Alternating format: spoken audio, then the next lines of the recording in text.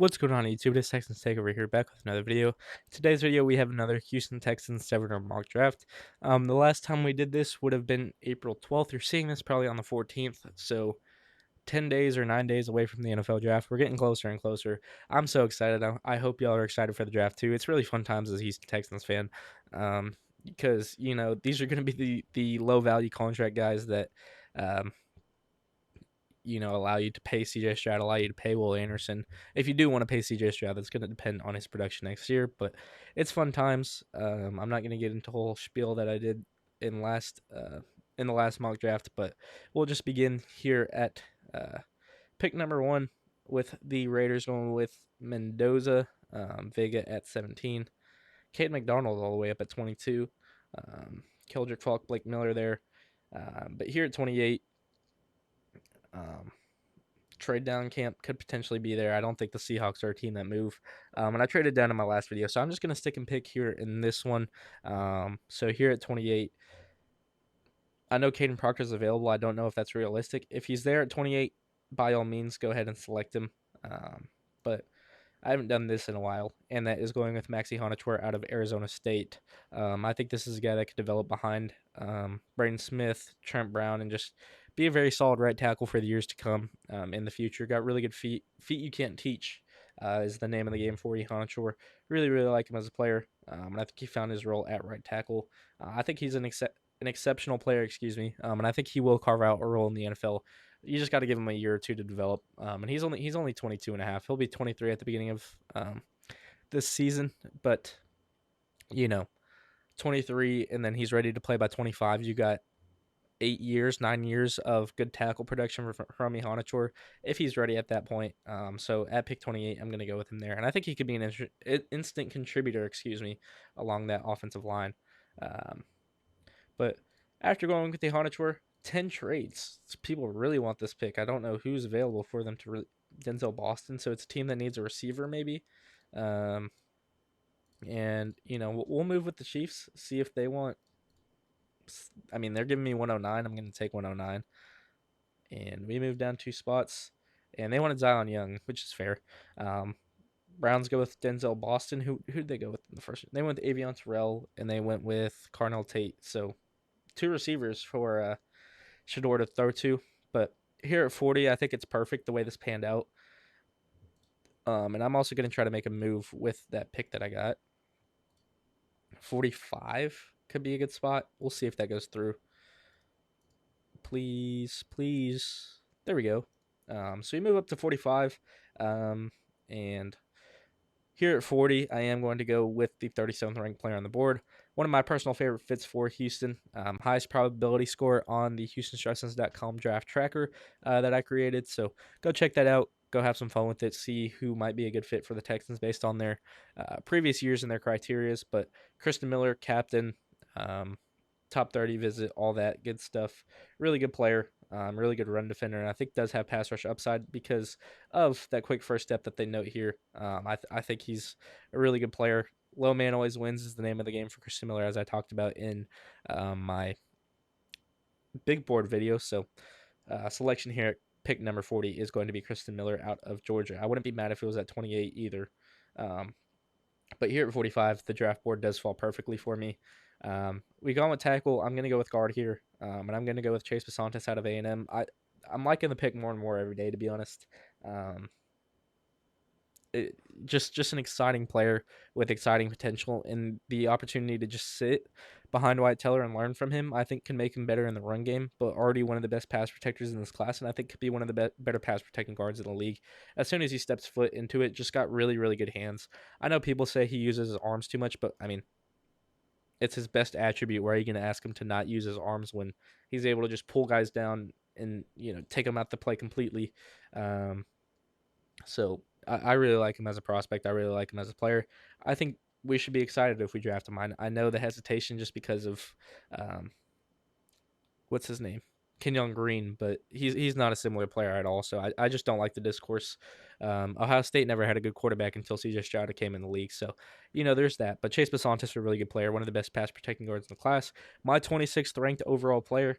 And I wouldn't be mad if he's at 28. I wouldn't be mad if we get him at 38. But considering he's here at 45, I'm going to make that selection all day of the week and twice on Saturdays. Or, well, I guess I'm recording this on a Monday, so I should just say twice on Mondays. But here at pick 69, we don't move around the board at all. Some valuable pieces there. I like Antonio Williams' game a lot. Skylar Bell's a decent player. I don't think the Texans should really be looking at him, though. I think Antonio Williams, if you're looking for a slot receiver, does everything the Texans want from an interior receiver. Other than that, I like Yakis a lot. He seems to be going to the Lions a lot in these mock drafts. Grayson Holton's a good player. Deniden Sutton's a good player. Josiah Trotter's a good player. But here at pick 69, you've gone with 2 offense, 1 defense. I think your focus should be on the offense in this draft, though, so you could just continue that trend.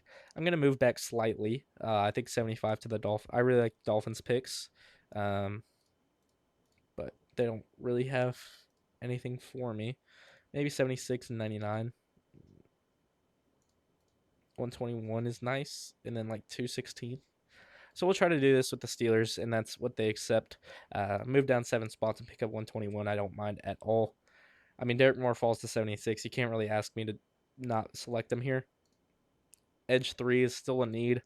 I was trying to hold off on it, but it's so hard not to. I was thinking Romelo Height could be a fun one, but the age, again, you're wanting a guy like Derrick Moore who's 23, can step into that role. Kieran Crawford, a younger guy too. Other than that, I don't know if there's that many young guys. Is Anthony Lucas young? 21 and a half. Yeah, he is young. But like Tyreek Sapp's a little bit older. Mason Rieger's a little bit older. So there's that. But I think here at 76, if Derrick Moore falls, I think the Texans would love Derrick Moore on the roster. So I'm just going to go with him here, to be honest. And hopefully there's a decent center available at 106. We'll see who is available, as there's a run of centers there. And Logan Jones goes there too. So probably screwed myself over with the Derrick Moore selection, but not the end of the world. If you're looking for centers, I think Jagger Burton's decent. I think Pat Coogan's decent. But I also think if you're looking at tackles who can play center, Trey Zune is the one that stands out to me a lot. 2 Texas A&M offensive linemen, so maybe people are a little pessimistic of that, but really good player. I don't think there should be any concerns there. Jonah Coleman goes at 97. And we're at a spot where I think you could look to anywhere, really. I don't think you're looking edge with LT Overton. I think you could look linebacker with Deontay Lawson if you wanted to. But here at 106, DeJon Stribling is available, and it's a little tough to say no to that. So I'm just going to go with what I want here. I want DeJon Stribling. I'm going to go with DeJon Stribling. I think he can play slot. I think he can play the outside. Just a really good route runner.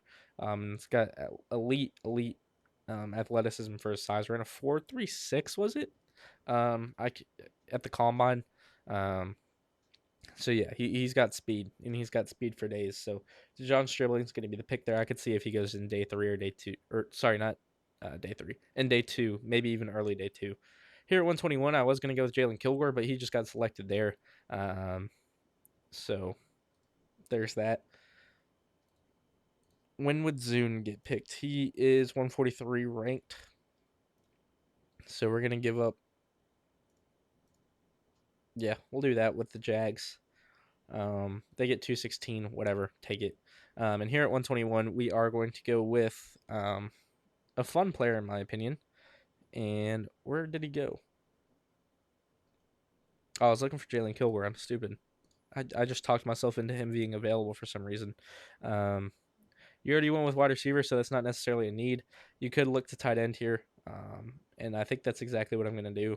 Here at 121, it might be early in terms of PFF rankings, but I don't think it is. I can wait a little bit on him. I think this is a little early for him. I was thinking of Miles Kitselman here, who I drafted in the last mock draft. Maybe I go with Jack Andrews here and just have some fun, just because he's a good blocker, young, and I think could develop as a receiver as well. So we'll go with Jack Andrews here at 121. And then at 124 is when Trey Zune is going to be our future center in Houston. So we wait till 167 and then we wait again till 243. So we'll just speed this up because I'm not going to make any more trades. Raridon's still here. That's tough not to say no to. I don't know why I slowed that all the way down. Kevin Coleman goes there. Wright goes there. Borkirkshire goes there. Um, so maybe Andre shouldn't have been the pick and we could have just waited and got Raridon. But I mean, it's whatever at the end of the day. Here at 167, you can fill your linebacker need and go with a really good athlete in Caleb Elam's or who I really like, or you could go with your home run hitter at running back who I haven't drafted in a while. So we're going to go with Damon Claiborne here out of Wake Forest and wait till 243 to make this selection again. 9 picks in this draft. I think that's very realistic for what the Texans might do. And to close it out, we're going to go with someone who's I think the Texans are in love with, and that is a 3-tech and another Texas A&M player. This is the third one of the draft, but they good players. Mike Elko's made a really good program there. So we're going to close this out by going with Tyler Yedem out of Texas A&M, a 3-tech that can have some pass rush upside actually and a decent run stopper too. So that's going to be the pick there at 243. Maybe we can develop him into a solid piece. We'll see what the grade is for this draft. I don't expect it to be like incredibly high. Iheanachor is a B minus, Miller's an A, Bisontis an A or B plus, sorry, and then Derrick Moore's an A minus. Stribling and injuries are C's, Zune C minus, and then Claiborne and Onyedem a B plus. Overall, another B plus. I feel like I always get B pluses on these things, but let me know what y'all think about this potential draft down below. Do you think it's realistic? Do you think it's not realistic? Let me know what y'all think. And as always, if you did enjoy this video, please be sure to like, subscribe, and it's Texans Takeover, and I'm out. Thanks again for watching. Peace.